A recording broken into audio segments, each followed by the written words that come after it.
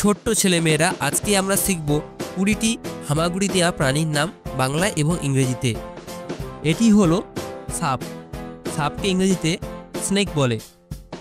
সাপের পা নেই, পুরো শরীর ব্যবহার করে তরঙ্গের মতো নড়াচড়া করে হামাগুড়ি দেয়। কিছু সাপ বিষধর, আবার অনেক সাপ বিষহীন। এটি হলো টিকটিকি। টিকটিকিকে ইংরেজিতে লিজার্ড বলে। টিকটিকি দেওয়াল ও গাছে সহজে ওঠে এবং বিপদে পড়লে লেজ ফেলে পালিয়ে যেতে পারে এবং পোকামাকড় খেয়ে পরিবেশকে রক্ষা করে। এটি হলো কুমির। কুমিরকে ইংরেজিতে ক্রোকোডাইল বলে।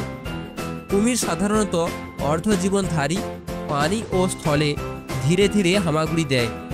চোয়াল অত্যন্ত শক্তিশালী এবং শিকার ধরতে দক্ষ। এটি হলো কচ্ছপ। কচ্ছপকে ইংরেজিতে টার্টল বলে।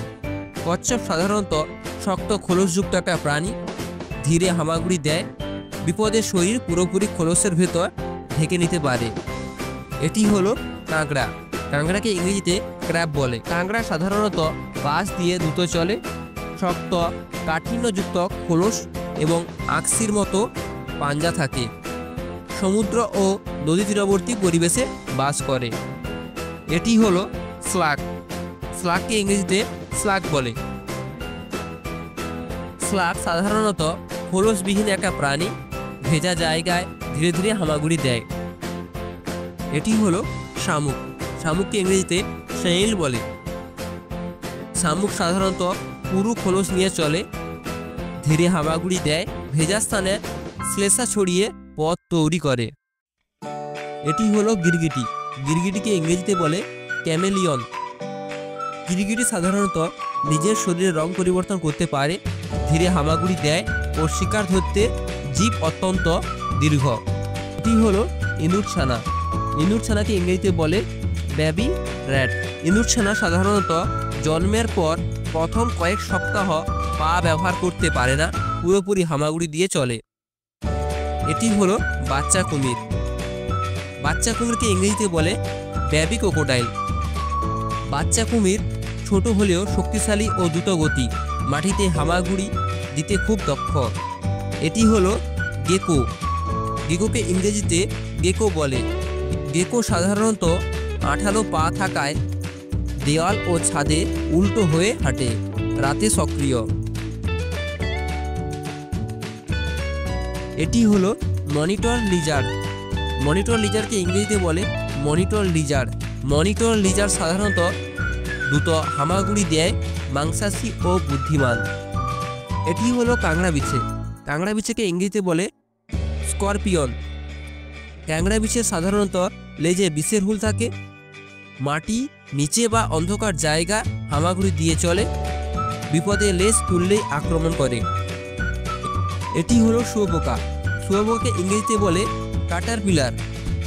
কাটারপিলার সাধারণত বহু পা হয়ে থাকে, ধীরে ধীরে তারা হামাগুড়ি দেয়, পরে তারা প্রজাপতি বা পতঙ্গ তৈরি করে। এটি হলো কেঁচো। কেঁচোকে ইংরেজিতে বলে আর্থওয়ার্ম। আর্থওয়ার্ম সাধারণত মাটির নিচে নরম শরীর নিয়ে চলে, মাটিতে বায়ু চলাচল বৃদ্ধি করে ও জমি উর্বর রাখে। এটি হলো মাকড়সা। মাকড়সাকে ইংরেজিতে স্পাইডার বলে। স্পাইডারের সাধারণত 8টি পা, জাল তৈরি করে এবং হামাগুড়ি দিয়ে চলাফেরা করে। অধিকাংশ প্রজাতির পরিবেশে ক্ষতিকারক পোকা খায়। এটি হলো বিছে। বিছেকে ইংরেজিতে বলে সেন্টিপিড। সেন্টিপিড সাধারণত বহু পা, দ্রুত গতি, বিষাক্ত কামড় দিতে পারে, অন্ধকার ও আর্দ্র স্থান পছন্দ করে। এটি হলো কেন্ন। কেন্নকে ইংরেজিতে বলে মিলিপিড। মিলিপিড সাধারণত সেন্টিপিডের মতো ধীরে ধীরে চলে, প্রতিরক্ষায় দেহ গুটিয়ে ফেলে। এটি হলো কাঁকড়া লার্ভা।